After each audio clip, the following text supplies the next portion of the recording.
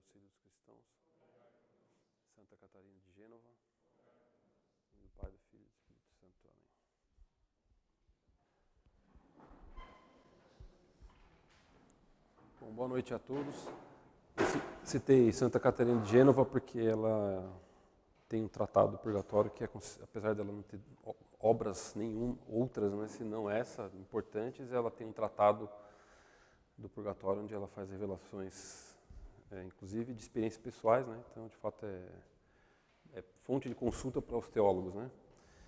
Quando eu optei por, quer dizer, quando o Melo escreve um e-mail, né, pedindo uma aula, já arrepia a espinha, porque ao contrário do Takahashi, os outros, o professor Marcelo, que sempre tem uma aula encaminhada, para mim é sempre começar do zero, né? E não é que eu consigo montar uma aula em algumas semanas, mas em todo caso, eu estava conversando com um colega em Curitiba, é uma pessoa que também trabalha na mesma profissão que eu, e enfim, temos conversas interessantes sobre doutrina católica. Ele já é católico, mas enfim, está aprofundando os estudos, né? Está indo muito bem a conversa com ele. E aí, conversando com ele, ele estava lendo o livro do padre Garrigou Lagrange, que inclusive eu uso aqui. Depois é um livro bem interessante. Se chama O Homem e a Eternidade, a Vida Eterna e a Profundidade da Alma, né? E aí, ele estava lendo o capítulo sobre o purgatório, ele tinha algumas dúvidas sobre o purgatório. Eu falei, me manda esse capítulo aí, me interessa. Eu comecei a ler para conversar com ele, porque de fato é muito, muito interessante sobre o purgatório. E o livro, o capítulo sobre o purgatório, acho que o livro deve ser todo. Eu não li o livro todo porque eu não tenho, ele mandou só em PDF essa parte do purgatório, mas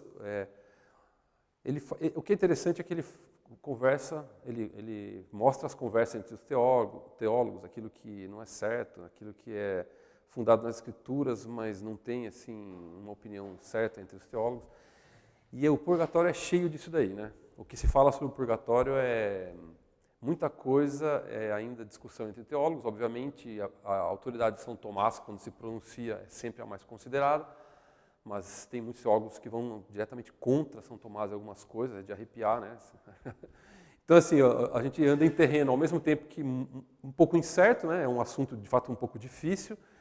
A gente tem a segurança da incerteza, vamos falar assim, porque se eu falar alguma bobagem, tem algum teólogo que já respaldou em algum lugar, mas quanto a isso, não corro risco de cair em nenhuma heresia. Inclusive, as heresias eu vou tratar, as heresias possíveis são certas. Isso, graças a Deus, a gente tem já certo, né? Por outro lado, é muito interessante a gente tratar do purgatório, porque eu não sei se alguém pretende não passar pelo purgatório, mas acredito que é destino certo para todo mundo, espero, né? E estejam bem felizes se passarem algumas décadas, talvez séculos lá, né? Vamos começar aqui. O fato é que quando a gente começa a tomar contato com a questão da justiça divina, a pena do purgatório, é um pouco assustador, mas a gente tem que tomar cuidado em olhar isso com olhos desse mundo. Por outro lado, é bom que a gente se assuste, porque é possível, neste mundo, a gente já ter soluções, né? Que são bastante interessantes para evitar o purgatório ou diminuir o purgatório, né? Agora, aí foi, né? Então, a doutrina do purgatório é aquilo que é comum, aquilo está no catecismo, né? Aquilo que é comum e é necessário que todo católico saiba é que é um lugar, a palavra lugar é importante, não é somente um estado, mas também se pode pensar que seja um lugar e um estado, né, das almas dos justos, em que as almas dos justos sofrem uma pena temporal devido aos pecados veniais, está errado aí, não remidos, ou mortais já remidos, mas não expiados, né? Porque o estado da alma, porque a alma tem um estado próprio no purgatório, é interessante contar, mas também é um lugar, né? Ao contrário do que muitos tentam dizer, ele é fundamentado na Sagrada Escritura e na tradição, muito embora as informações que se tenha da Sagrada Escritura são bastante genéricas, passíveis de interpretação. Por outro lado, é inequívoco que se fala do purgatório, né? E um conceito interessante que eu nunca tinha ouvido, e acredito que muitos de vocês também não conheçam, é o conceito de satispaixão, né? Porque no purgatório, não temos mérito. Né? Isso aí é doutrina certa. Ninguém que vai para o purgatório tem mérito. Depois que morre, a possibilidade de acumular méritos se encerra. Por outro lado, alguma coisa tem que acontecer. Então, o que acontece é a satispaixão. Paixão é de sofrimento, né? Quando a gente sofre para ter alguma satisfação da pena, né? E uma parte dessa pena também é satisfeita pelo sufrágio dos homens, né? Sufrágios, aí a gente vai comentar exatamente o que é, o que significa. Então, vou começar pelos erros condenados, que é aquilo que temos de mais certo e que nos ajuda a esclarecer muita coisa sobre o purgatório, né? Baseado em grande parte nos erros protestantes, aquilo que já foi condenado em alguns concílios, né? Primeira coisa, não se pode comprovar pela Sagrada Escritura. Isso é um erro condenado. Se pode comprovar, sim, pela Sagrada Escritura. O que não se tem é exatamente detalhes sobre como é o purgatório, mas que o purgatório é fundamentado na Sagrada Escritura, isso é certo, doutrina certa. E quem disser que não é certo, está caindo já em heresia, né? Que as almas do purgatório não estão certas da salvação, é outro erro. As almas do purgatório estão absolutamente certas de sua salvação, muito mais certas. Aliás, isso é uma das causas do sofrimento. Elas podem pecar por impaciência, isso é outro erro. Né? A gente tem uma tendência humana, né, por causa do nosso sentimentalismo, a achar que as almas do purgatório, ai meu Deus, não aguento mais, né? Que a gente quer sempre pensar que a alma do purgatório é uma aula de química, sei lá, né? Não é verdade. As almas lá, ao contrário, elas sofrem inclusive elas exercitam a paciência e elas podem crescer na virtude da paciência e elas querem sofrer, é voluntário. Outra coisa é que os méritos das obras desse mundo, não existe mérito nas obras desse mundo que possam alcançar a vida seguinte. Então, isso é um erro também. As nossas obras desse mundo, elas têm um valor não só importante, como absolutamente necessário para as almas do outro mundo. Mais do que necessário, é obrigatório quase, né? Não é uma mera necessidade casual. E a remissão dos pecados nessa vida não é suficiente e não implica em penas posteriores, não é verdade. Né? Nós podemos até conseguir uma remissão, não só a remissão dos pecados, mas uma quitação da nossa pena é possível desse mundo, mas dizer que é sempre assim não é verdade. Ao contrário, é muito raro a gente conseguir ter... A remissão dos pecados é possível, mas a quitação da pena é quase impossível termos completa nesse mundo. E temos necessidade, sim, de restabelecer essa ordem que foi violada, né? Então, como eu disse, não se pode dizer que seja fundamentado na Sagrada Escritura. É fundamentado, sim. Vocês vão ter um pouco de paciência. Então, o primeiro livro que trata, evidentemente, de uma... Não fala propriamente a palavra purgatório, essa palavra não aparece na Sagrada Escritura, mas trata de uma situação onde seja necessária uma justiça, que a justiça seja refeita e é necessário oferecer, de algum modo, sufrágios pelos mortos. É no livro de Macabeus, obviamente Lutero jogou fora esse livro. Então o texto, eu vou resumir para vocês, Judas Macabeus manda fazer uma coleta entre os judeus para que se ofereça um sacrifício pelos mortos, né? Considerava que aos que falecem na piedade está reservada uma grandíssima recompensa. Santo e salutar pensamento este de orar pelos mortos.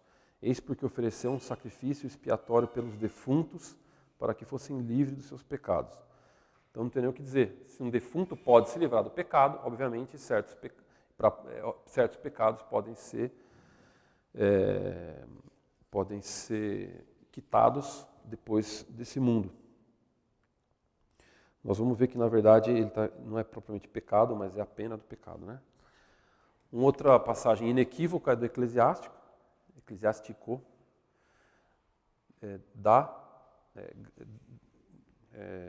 Dá graciosamente a todos os vivos e não recuses os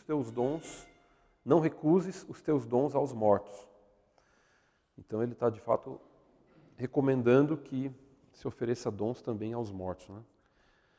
No Evangelho de São Mateus, existem outras passagens que também aludem, que podem ser utilizadas para reforçar a ideia do purgatório. Essas são aqui as principais, né? O Evangelho de São Mateus ele fala então, em São Mateus, todo o que disser alguma palavra contra o Filho do Homem, lhe será perdoado. Porém, o que disser contra o Espírito Santo, não lhe será perdoado, nem nesse século, nem no vindouro. Ou seja, o pecado do Espírito Santo não dá para expiar depois. Portanto, alguns pecados são possíveis de serem expiados depois. E São Paulo também ele trata, na carta aos Coríntios, se alguém edifica sobre esse fundamento, ele está falando então de um fundamento que todo homem edifica nesse mundo, se alguém edifica sobre esse fundamento com ouro, prata, pedras preciosas, madeira, feno e palha, então ele compara várias matérias com que se pode construir um edifício. Manifestada seja a obra de cada um, pois o dia do Senhor a fará conhecer, visto que será revelado no fogo. E o fogo provará qual seja a obra de cada um.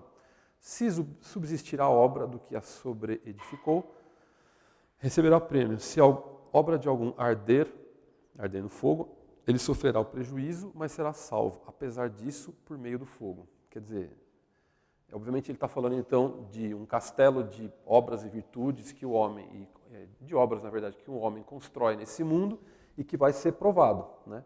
Se ele sobreviver ao fogo, será salvo, apesar disso, como por meio do fogo. É interessante ele falar como por meio do fogo, porque isso aí quer dizer uma analogia, né? Ele não está dizendo vai ser por meio do fogo físico, em todo caso, inclusive a palavra fogo é muito importante. E a opinião de grande parte, não unanimidade, mas de grande parte dos padres da igreja, né? Orígenes, São Basílio, aqui eu acho que eu cito até, São Ciro de Alexandria, São Jerônimo, Santo Ambrósio, Santo Agostinho, São Gregório interpretam então como, de fato, o purgatório, né? Ele está falando então do purgatório. E na tradição, como eu disse, sempre se acreditou que certos pecados podem ser remidos após a morte. Isso aí é doutrina, tradição certa, né? Sempre se acreditou nisso, nunca se duvidou. Inclusive, deixa eu ver aqui. E tem uma liturgia própria para isso também. Tem uma liturgia. Então, cadê aqui?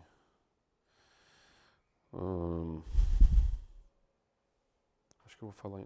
Inclusive tem. Acho que eu vou falar mais para frente sobre o fogo, eu volto a falar disso aqui. São Gregório Magno, século VII, é isso? VI, né? Ele fala 4 verdades sobre o purgatório.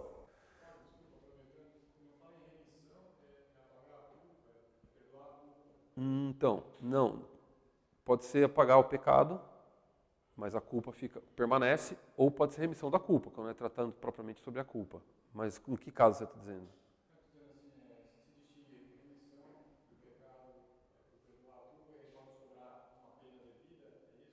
Não. Não, remissão do pecado é perdoar o pecado. Aí tem a quitação da culpa, né? A pena devida àquele pecado. A culpa você não tem mais, você tem a pena por ele. Eu vou tratar disso daí. Desculpa, você tem razão, essa distinção é necessária. Bom, são quatro verdades, então, que São Gregório define sobre o purgatório. Após a morte, não há mais méritos. Isso aqui é importante saber para poder levar daqui para diante, que eu vou falar sobre a justiça própria do purgatório, né? Então, morreu, acabaram-se os méritos. Ninguém tem nenhuma obra de valor. Não se faz mais nada que possa valer alguma coisa para quitar as penas que nós temos. Assim, fazer, eu digo, de fato, é fazer obras mesmo, sacrifício, alguma coisa deliberada que seja para quitação de pena, né, com essa intenção. Nós não temos mais mérito nenhum.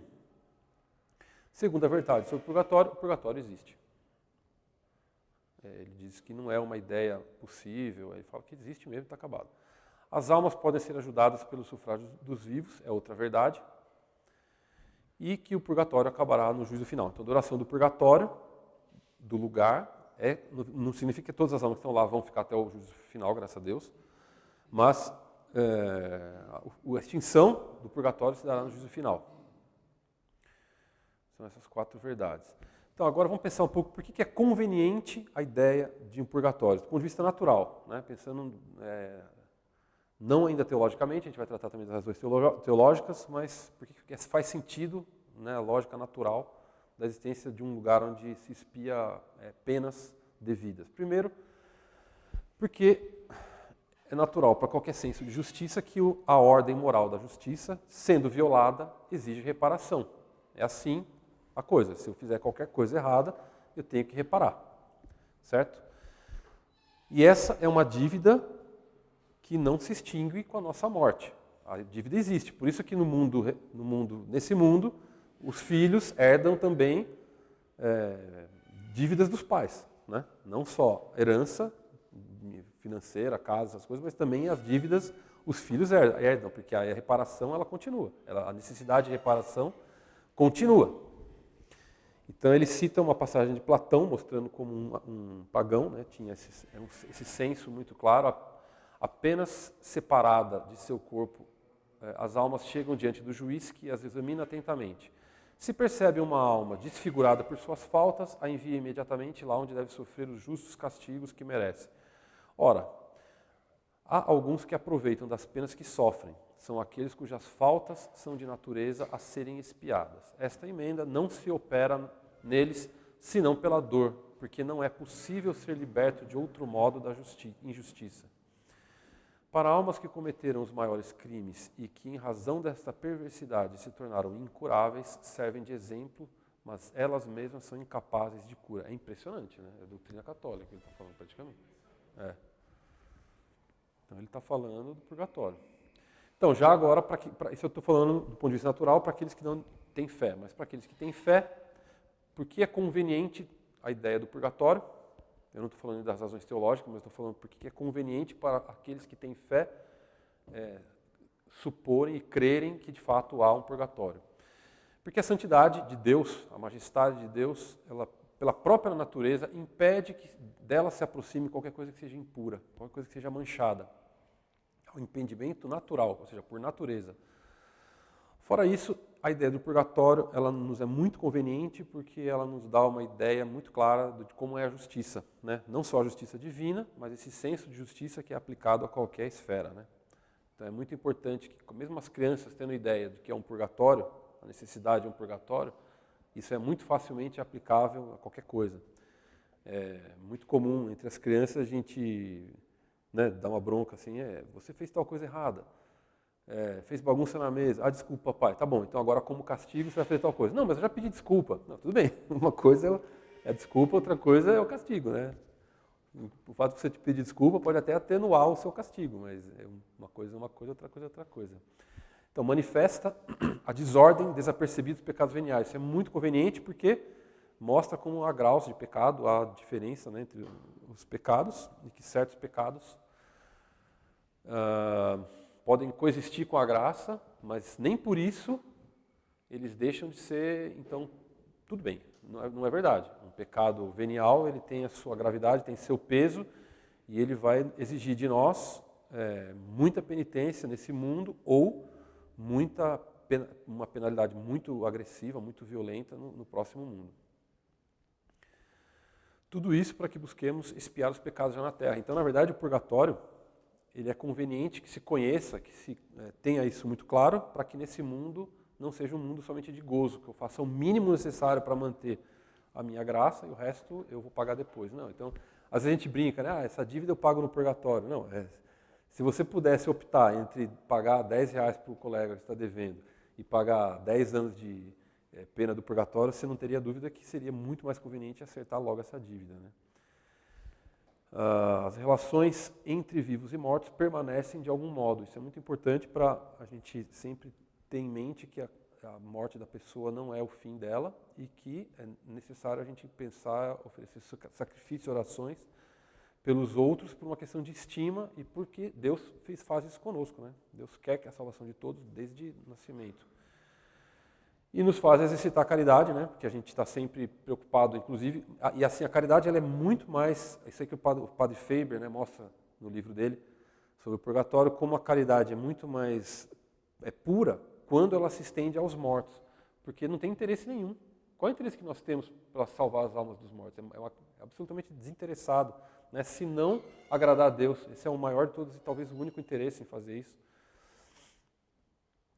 E também fortalece o mistério da comunhão dos santos, né? Isso está no credo, mas é muito difícil a gente entender o que é a comunhão dos santos. Agora, compreendendo como se dá a justiça do purgatório, a economia do purgatório, do ponto de vista de troca de favores, entre aspas, a ideia de comunhão dos santos fica mais fácil de se compreender, né? E não deixa de ser um mistério, mas fica mais compreensível, né?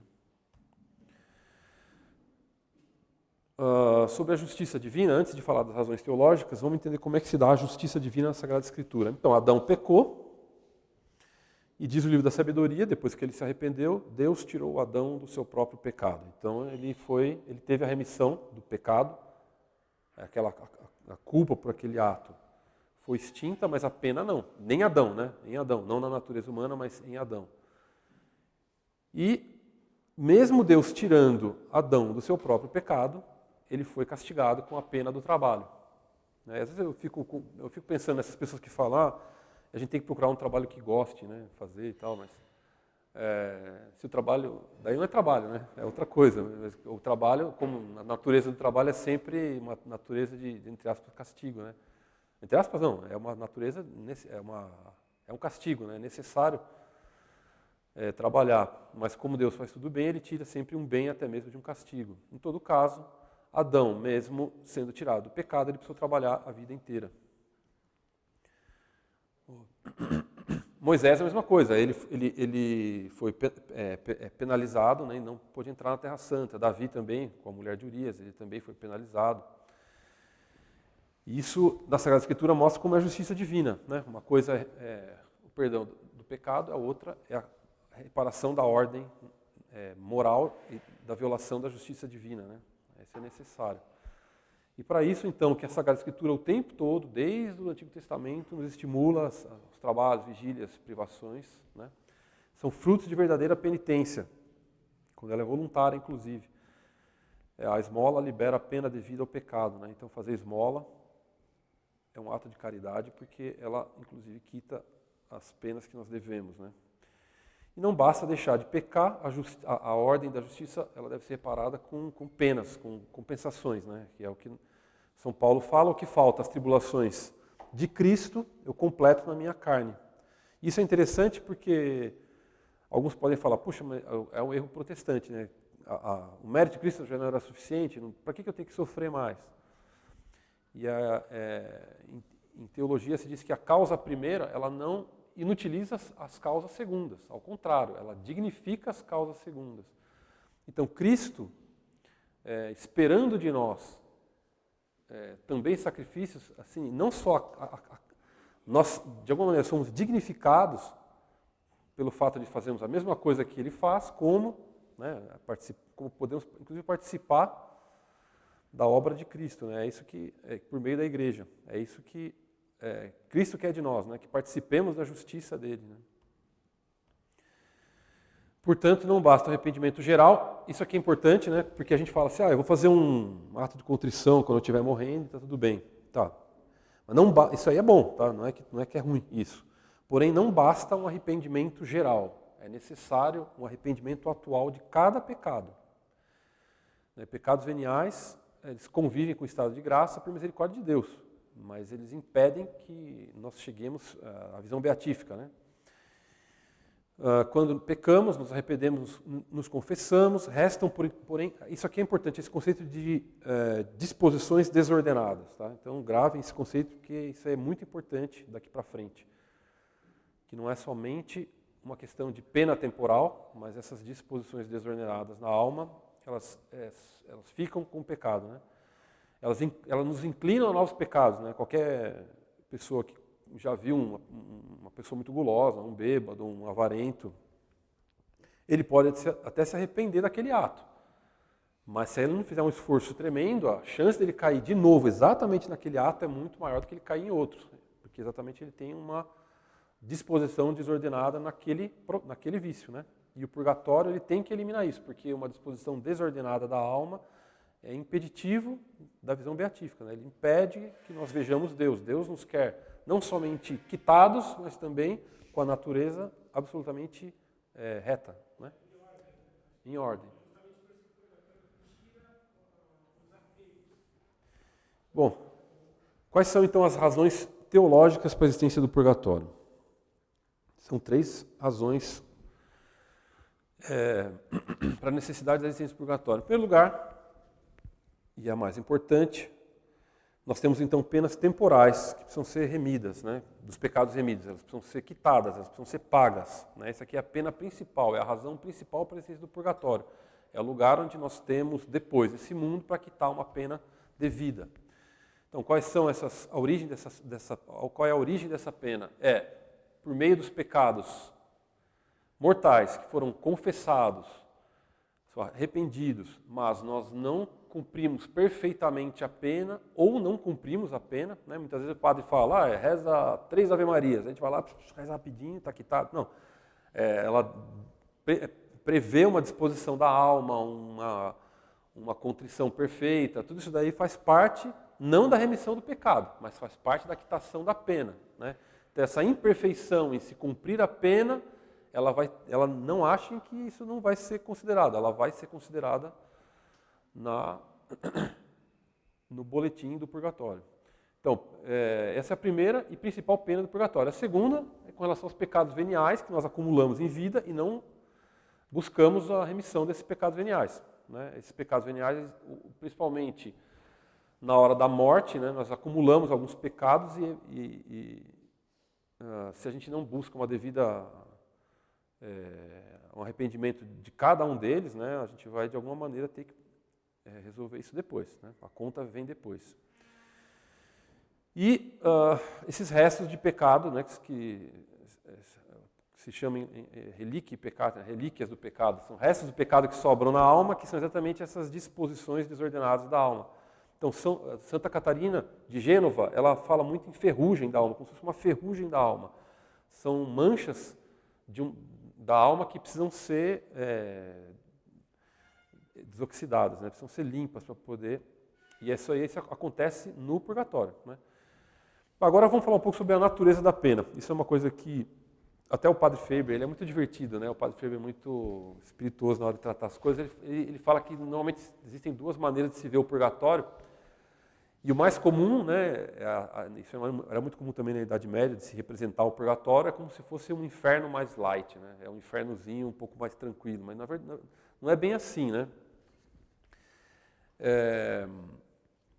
Então, a natureza da pena do purgatório é importante que a gente entenda, porque mostra muito como é a disposição da nossa alma para com Deus e assim a justiça divina aplicada a nós, né?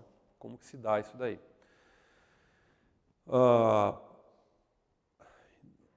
Basicamente, a natureza das penas, ela vai considerar a nossa disposição, né, para com Deus é que vai ser considerada na hora de se pensar na natureza dos 2 tipos, né, as 2 naturezas da pena.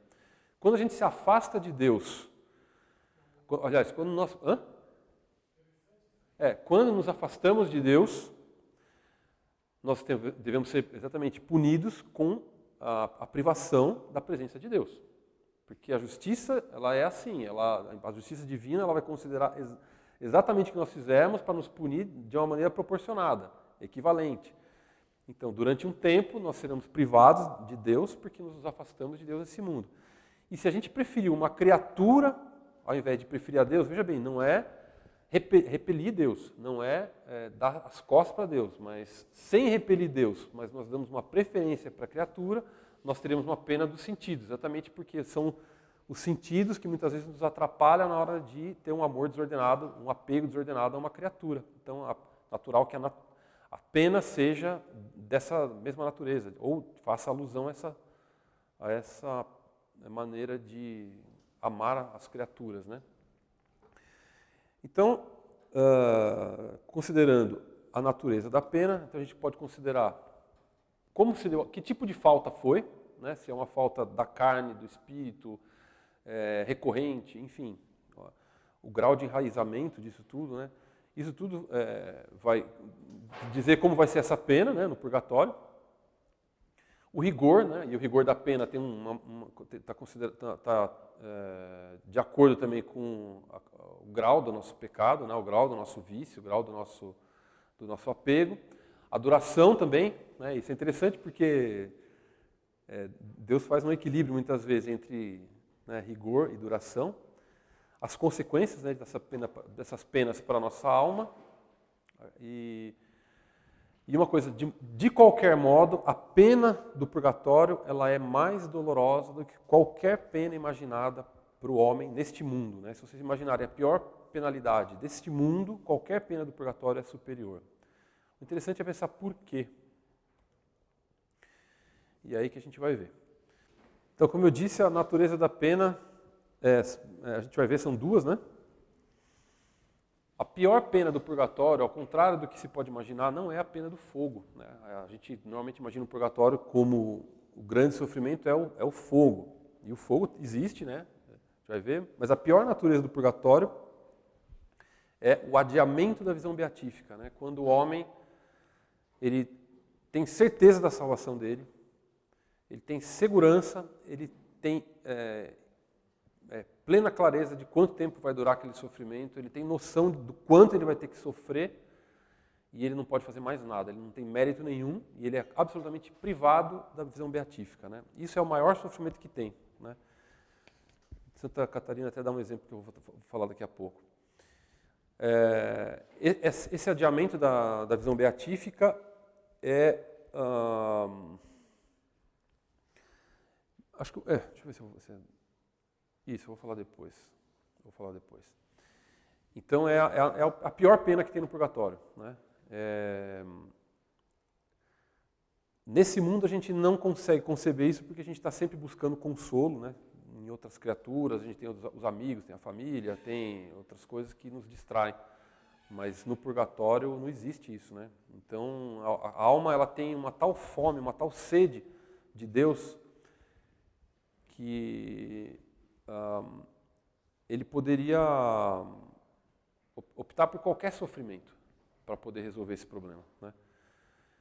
Para poder ver Deus logo, porque ele foi feito para aquilo, todo o purgatório é para aquilo, e a alma dele, ele sabe que tem que passar por aquilo, ele quer passar por aquilo, mas sobretudo não ver Deus é a grande penitência. Né? E a segunda pena, que é a menos importante, é a pena dos sentidos, aí que se trata do fogo, né? Mas, de um modo ou de outro, a alma quer aquela pena. Né? Isso é muito importante. Assim, o erro do protestante, um dos erros, né? Primeiro que eu acho que é um medo tremendo do fogo, né? Seja do purgatório, seja do inferno, sobretudo do inferno, eles querem extinguir o purgatório. Mas, então acho que é Lutero que dizia que as almas do purgatório têm desespero, têm horror, têm impaciência, elas chegam a blasfemar no inferno, no purgatório. Isso absolutamente não é verdade. As almas do purgatório são absolutamente santas, elas têm certeza da salvação. Nós não temos a menor certeza da salvação. A gente pode ter alguma ideia de que a gente está fazendo certo, a gente está procurando fazer o certo baseado na doutrina da igreja, enfim.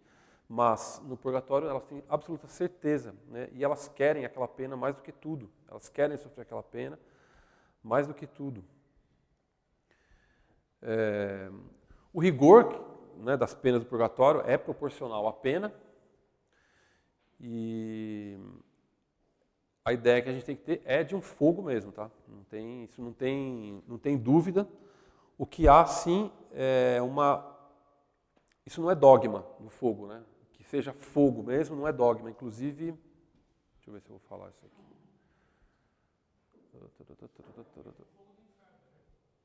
Mas o que acontece é o seguinte, o Concílio de Florença, quando condenou os gregos, a heresia grega, não condenou o erro ou a tese de que não há fogo no purgatório. Então, isso nunca foi definido como de fé que haja um fogo como do inferno. Porém, é doutrina comum, é sempre ensinado assim, e como diz, acho que São Roberto Bellarmino, é sentença probabilíssima. Não se discute, assim, mas não é dogma, né?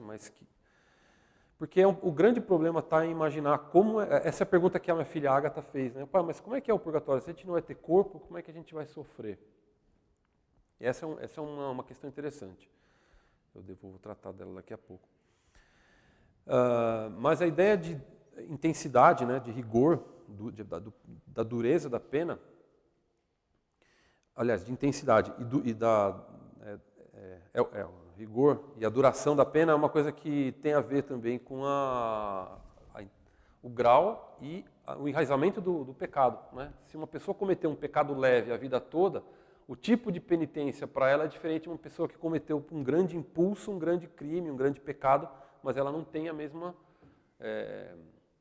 tendência ou a mesma recorrência, né? Então a pena também, ela pode ser muito mais rigorosa e em menor tempo para uns do que para outros, né? E pode ser longa e mais leve para outros. De qualquer modo, a pena no inferno, como é necessário para a justiça, ela é desigual, né? E o que é interessante é que, como Santa Catarina de Gênova, é impressionante, ler Santa Catarina de Gênova eu recomendo para vocês, porque é uma obra pequenininha, mas é de uma profundidade e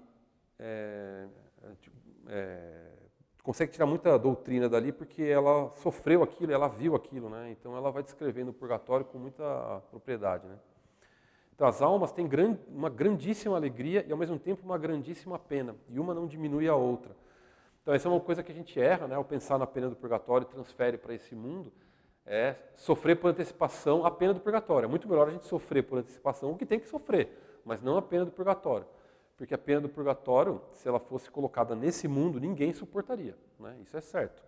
Por outro lado, as almas do purgatório, ela tem uma tal alegria que a pena não é que deixa de ser pena, mas quanto mais alegria ela tem, mais ela sofre, exatamente porque ela sabe que ela está mais próxima de Deus e aquilo ainda deixa o sofrimento ainda maior. E não é ansiedade, porque ansiedade é é um defeito, né? É uma falha.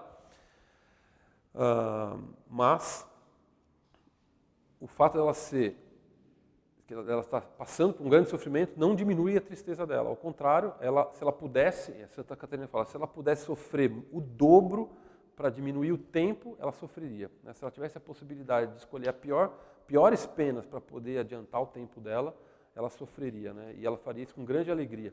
Uma coisa que a alma que vai para o purgatório tem é um perfeito senso de justiça. A partir do momento que ela morre e que ela vai para o purgatório, esse senso de justiça na alma é perfeita. Então o melhor lugar para ela é o purgatório. Se alguém, na situação que ela morreu, se ela tivesse a possibilidade de escolher estar diante de Deus já, ela não quereria estar diante de Deus naquela condição. Ela quer ir para o purgatório. Ela sabe que a situação dela no purgatório, no grau do purgatório onde ela se encontra, é a mais perfeita do ponto de vista de justiça para ela. Isso para tudo, tá? Uma alma que está no inferno, se lhe desse, Santa Catarina trata disso daí, se desse para essa alma do inferno a possibilidade dela vir para esse mundo, ela não quereria, porque nesse mundo há mais justiça do que no inferno, para ela. Ela estaria numa situação injusta para ela. Ela quer ir para o inferno, para o último grau do inferno. E a alma do purgatório, se ela tivesse a opção de vir para esse mundo para ser aliviada, ela não quereria, porque esse mundo ela vai sofrer muito mais e não vai ter o resultado para ela do que no purgatório. Ela quer a alma do purgatório.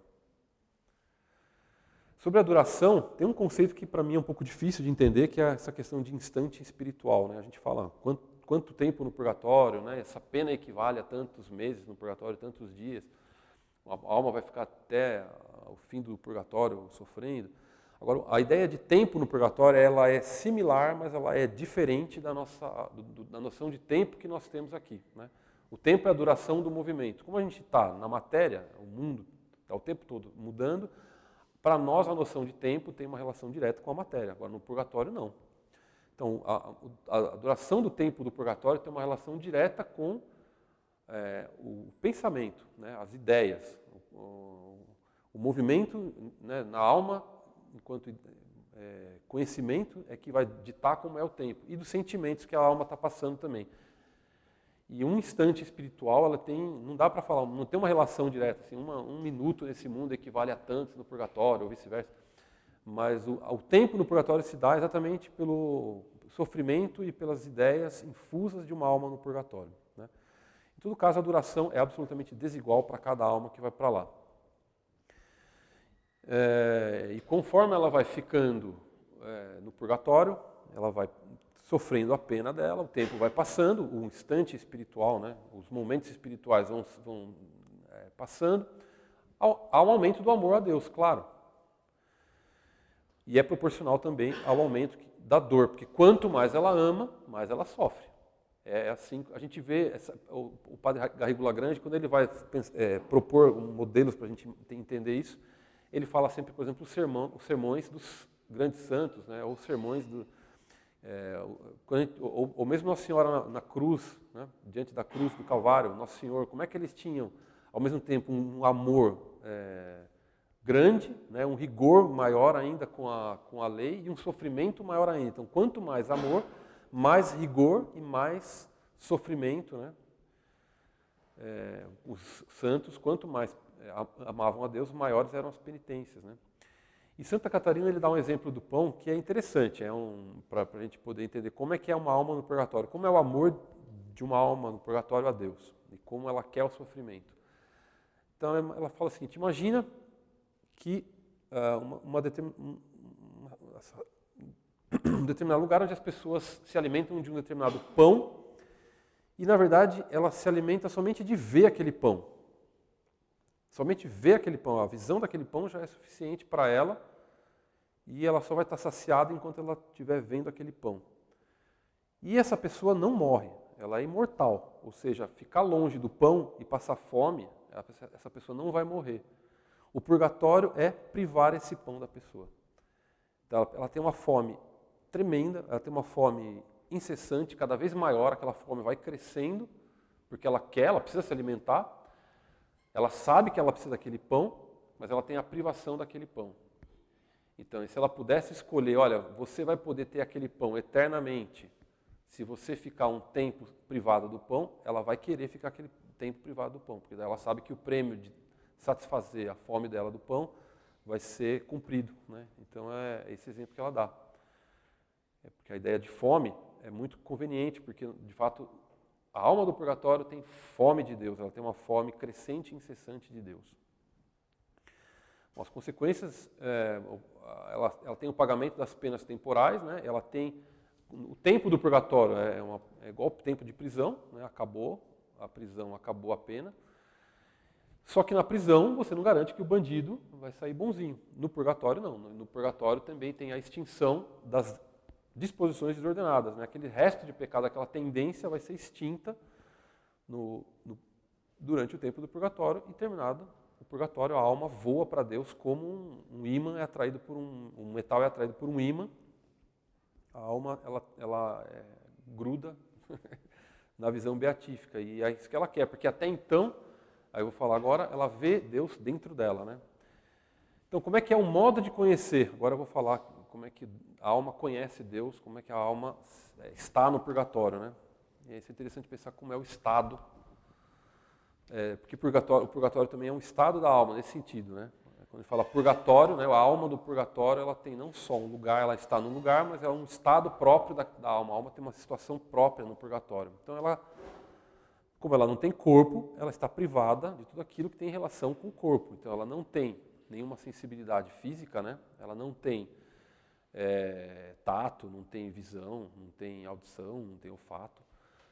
Ela também não tem fome propriamente, ela não tem dor física propriamente, ela não tem imaginação, ela só tem a raiz da imaginação, que é aquilo que é o liame entre a alma e o corpo. Na alma, ela tem. Então, aquilo que é enraizado na alma, ela tem, mas imaginação e memória propriamente ela não tem, porque memória e imaginação são muito ligados ao corpo. Então, como é que ela conhece? Ela conhece de modo infuso, né, por ideias infusas, do mesmo modo como um anjo conhece. Ela olha para si mesma, ela olha para dentro de si. E o modo também é um modo de agir somente por pensamento e amor. A única coisa que ela faz é praticar caridade, e ela tem atos de prudência, atos de justiça, né? Atos que são próprios da alma. E ela, inclusive, é interessante, Santa Catarina estende um pouco mais isso, porque ela via as almas do purgatório. Então, ela via que as almas nem ligavam para os outros. Uma alma, ela não estava nem aí para as almas que estavam do lado. Ela não estava preocupada com o sofrimento dos outros. Ela só conseguia olhar para dentro e fazer atos de caridade, atos de amor a Deus, e até mesmo um desprezo de si mesma. Isso aqui é difícil a gente entender, porque ela só consegue olhar para si mesma, para dentro de si. Por outro lado, ela se despreza, porque a única coisa que interessa para ela é fazer a vontade de Deus. Então ali ela age com a mais pura caridade, né? Então ela se vê intuitivamente, ela vai para dentro de si, do mesmo modo como um anjo, né? Então a alma no purgatório, o modo de agir dela é como o do anjo. Então elas têm uma absoluta certeza da salvação dela, elas têm um absoluto conhecimento de Deus, não porque Deus é infinito, mas naquilo que ela pode, ela conhece perfeitamente Deus. Só que vendo Deus em si mesma, ela olhando para si, como num espelho, ela vê Deus. E é por aí que ela vai conhecer Deus. Mas ela não tem a visão beatífica. E ela fala, puxa, se olhando para dentro de mim mesmo eu tenho esse conhecimento, imagina se eu tivesse a visão beatífica. E é nisso que está o maior sofrimento da alma do purgatório. Exatamente porque ela quer conhecer Deus face a face. E é disso que ela é privada. E elas querem ver Deus sem nada no meio, né? Imediato quer dizer isso, sem mediação. Ela quer ver Deus diretamente. Por enquanto ela está vendo Deus sendo mediada por ela mesma, olhando para si mesma, né? É isso que é um sofrimento para ela, porque ela tem uma coisa que nós não temos, que é poder olhar intuitivamente para dentro de nós mesmos e conhecermos Deus, né? E elas têm uma segurança absoluta da própria salvação, não há dúvida. Elas têm um senso de justiça, inclusive tem uma parte aqui que eu tentei decorar e não consegui, sobre isso. As almas captam muito melhor do que nós o valor sem medida da visão imediata de Deus. Conhecem com absoluta certeza que estão predestinados a vê-lo face a face. Além disso, recebem graças novas de luz no entendimento, amor e de força para perseverarem. Têm verdadeira fome de Deus, ultrapassa o desejo natural. É um desejo sobrenatural, né, de ver Deus. É uma coisa que nós temos que praticar muito para ter esse desejo. Os grandes santos têm um amor parecido com o das almas do purgatório, atingem um grau bastante parecido com o das almas do purgatório, desse desejo de Deus, né, sobrenatural. Esse desejo procede da caridade e da esperança infusas, ou seja, elas não vêm pelos sentidos.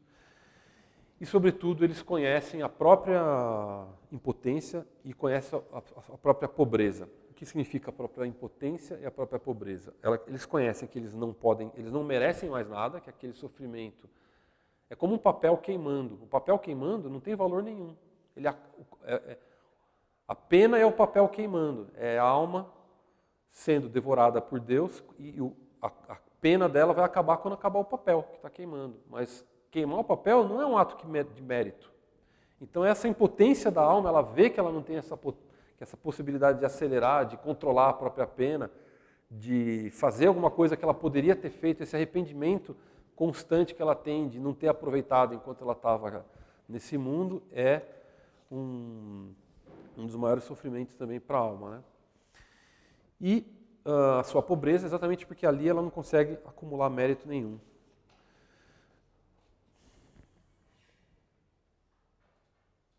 Acho que aqui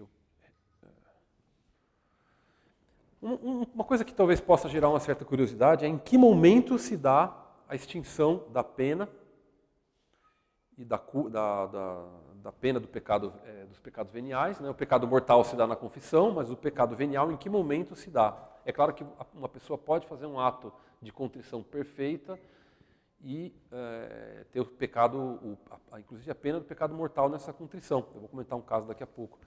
Mas, via de regra, é por meio da confissão, né? É por isso que a gente deve procurar, porque é muito difícil a pessoa conseguir uma contrição tão perfeita para poder extinguir o próprio pecado mortal. Mas em que momento isso se dá? Isso é interessante pensar, porque se uma pessoa morre sem poder ter feito um último ato de contrição, ela morreu dormindo, morreu sem as faculdades da razão, do uso da razão, ela morreu numa condição muito particular e ela não conseguiu ter um último ato de contrição, os teólogos dizem que logo que ele morre, antes do juízo particular, ele faz um ato de contrição geral, a alma dele, né, no caso ele já não tem mais o corpo, e esse ato de contrição seria o equivalente ao ato de contrição que ele faria em vida, só que, obviamente, ele vai ter toda a pena decorrente disso. Porém, para aquelas almas que tiveram a graça de ter o sacramento, de ter um ato de contrição de fazer um ato de contrição antes de morrer e não morrer em pecado mortal,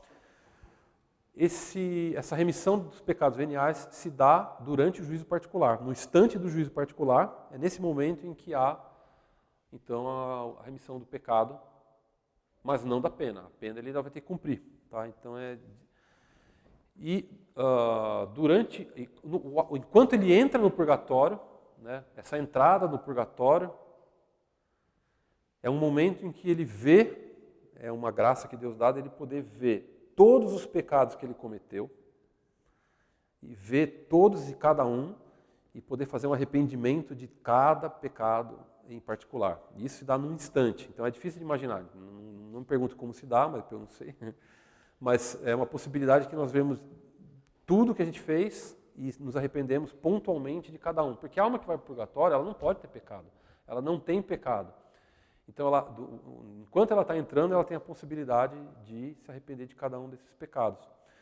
Porém, tem os restos do pecado. Essa relíquia dos pecados, essa é uma opinião dos teólogos, tá? Isso não é certo, mas os teólogos, a maioria dos teólogos, acho que de São Tomás, Santa Catarina de Gênova também vai dizer a mesma coisa, ela se dá progressivamente ao longo do tempo do purgatório, né?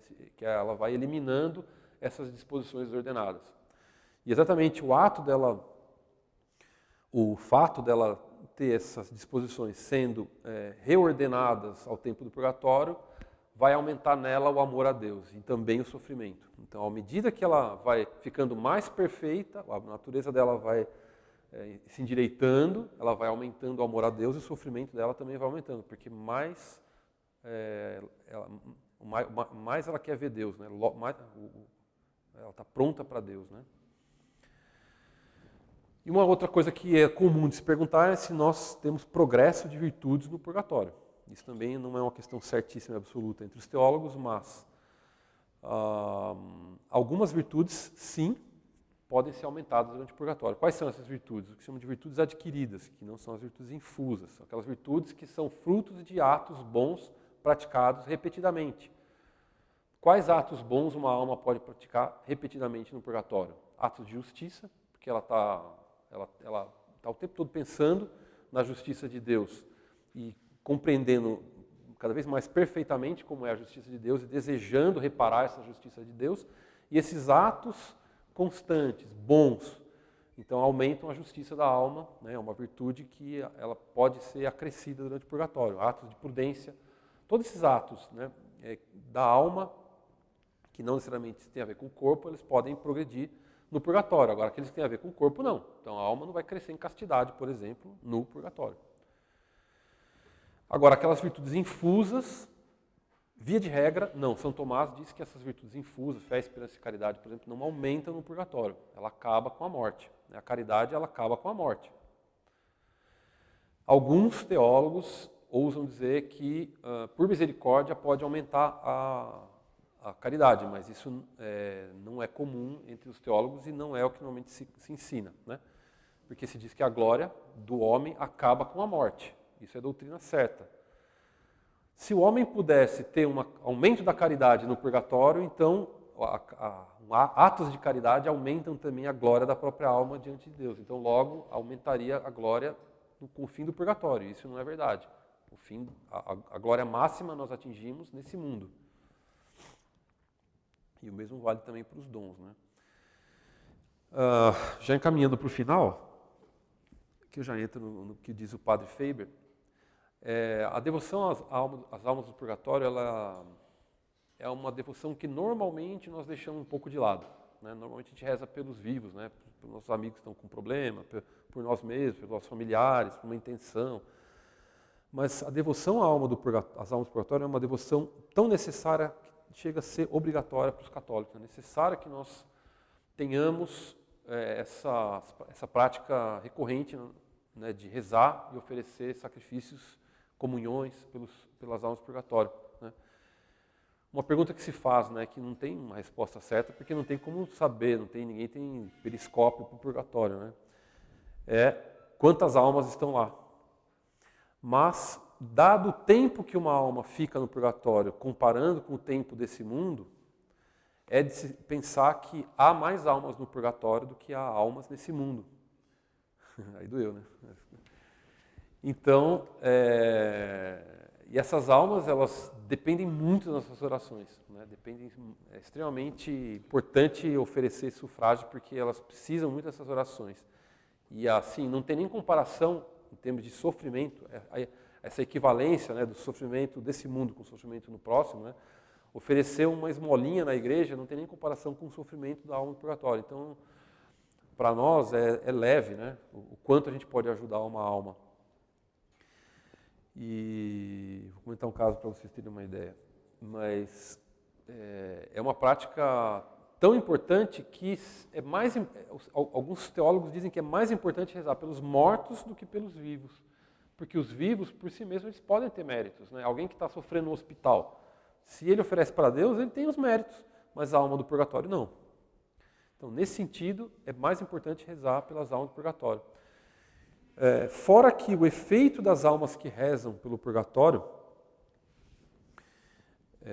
isso uma vez que nós temos a virtude de rezar pelas almas do purgatório, o efeito em nós é extremamente importante como católicos, né? Nós passamos a ter uma semelhança maior com Deus, porque Deus morreu pelas almas, né? E o efeito que nós temos de salvar almas com os nossos pequenos sufrágios agindo nesse mundo nos faz muito mais semelhantes a Deus, né? E a gente tem um efeito muito maior de salvar as almas rezando por elas no purgatório do que rezando pelos vivos. E dá um valor extremamente grande para nossas obras, né? E nos faz, entre aspas, um bom vício, né? Esse bom vício chama-se virtude, né? Quando a gente cria o hábito de rezar pelas almas do purgatório, a gente cria um hábito de estar o tempo todo preocupado com aquilo que a gente está fazendo, né? Porque a gente sabe que aquele bem vai ser muito maior, é um grande investimento. Agora, pensar em investimento, né? Rezar pelas almas do purgatório, como é que isso pode ser um investimento na graça? E aqui o padre Faber faz uma brincadeira, e é uma brincadeira, mas é sério. Que você imagina o seguinte, se reza uma missa genérica pelas almas do purgatório. Então, padre, eu gostaria de encomendar uma missa genérica pelas almas do purgatório. Tá bem, não é nominal, é genérico. Na hora de distribuir essa graça, a quem Deus daria mais essas graças no purgatório? Obviamente que ele vai dar muito mais para as almas que em vida rezaram pelas almas do purgatório. Porque a questão da justiça divina, essa equivalência de objeto, né? Então, Então, se um dia vocês quiserem se livrar logo do purgatório, além das práticas recorrentes de acumular indulgências, também oferecer pelas almas do purgatório, vocês vão furar fila, vale a pena. E eu queria comentar, deixa eu ver, acho que é isso aqui, um exemplo, só para encerrar, um exemplo curioso, dessa irmã Marie Denise de Martignac.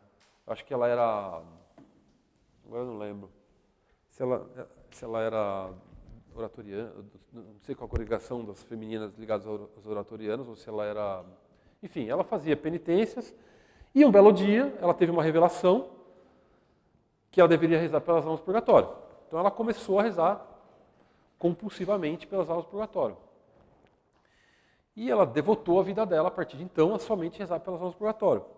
E como se não bastasse, ela começou a ser visitada pelas almas do purgatório. Então as almas apareciam o tempo todo para ela. Ela conversava com várias almas diferentes. E durante, parece que 7 meses, as almas frequentavam o quarto dela. Chegou a ter um monte de almas lá. Então as irmãs, ela contava aquilo para a superiora falava, não é possível, né? Então ela colocava outras irmãs para dormirem lá. No meio da noite aparecia lá, as almas pedindo oração. Ela conversava com as almas dos mortos, né? Chega a ser assim...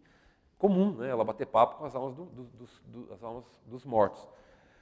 E ela via também essas almas no purgatório, né? O sofrimento dela, Deus revelava para ela, permitia que ela visse as almas sofrendo no purgatório. E um belo dia, ela viu uma alma, isso é interessante, eu acho que foi uma revelação muito para a gente entender como que é o sofrimento do purgatório.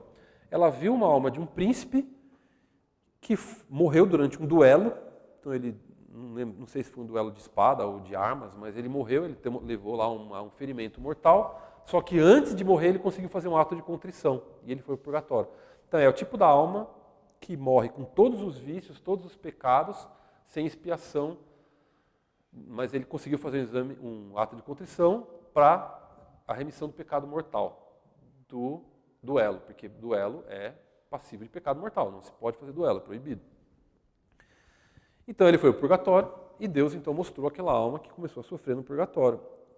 E ele falou, essa alma vai ficar forever. Inclusive, alguns teólogos falam que esse tipo de situação que a alma vai para o purgatório, fazendo um ato de contrição no final da vida, cheia de pecados veniais, se diz que eles ficam de 3 a 4 séculos, que podem ficar até mais no purgatório. Imagina uma alma 400 anos no purgatório. E essa alma desse príncipe era desses casos aí. É claro que a correspondência, a gente transfere para esse mundo para ter uma ideia, para ter um parâmetro, né? Não dá para ter, porque, por exemplo, acho que era Santa Teresa, não sei se foi Santa Teresa, não, foi uma outra madre que não é santa, mas ela era conhecida por ter muitas virtudes.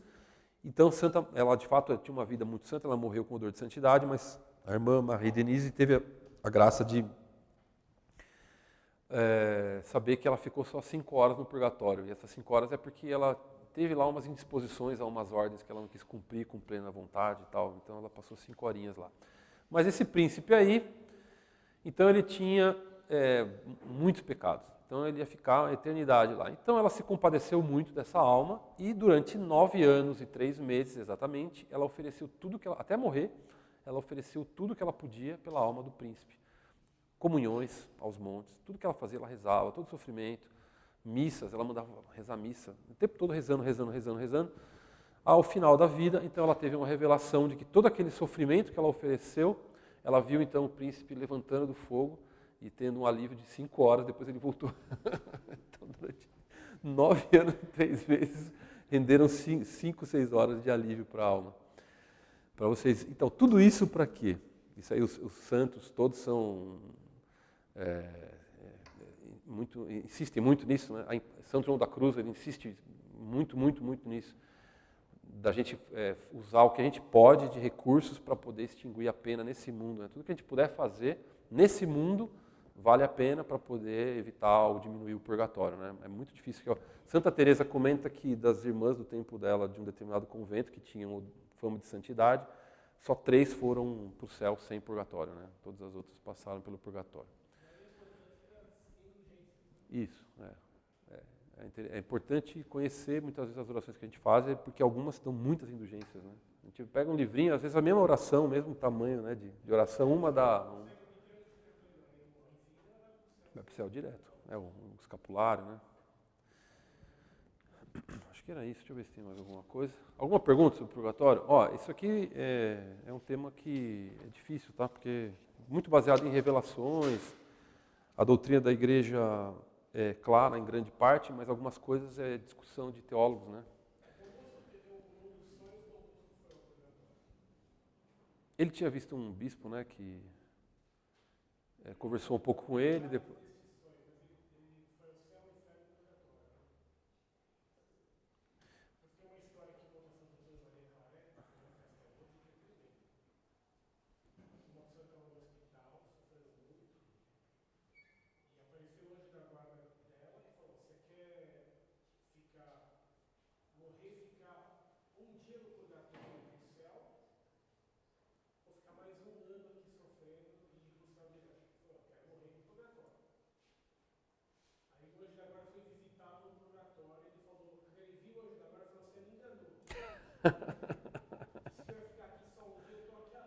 É.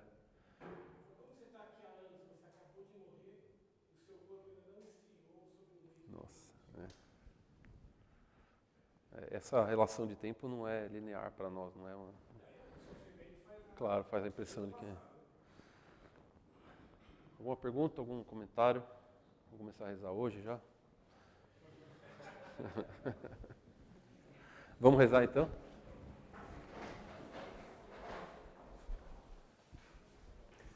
Em nome do Pai, do Filho e do Espírito Santo. Amém. Ave Maria, cheia de graça, o Senhor é convosco, bendita sois vós entre as mulheres, bendito é o fruto do vosso ventre, Jesus.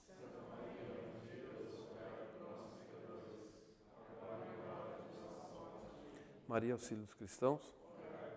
Santa Catarina de Gênova. Em nome do Pai, do Filho e do Espírito Santo. Amém.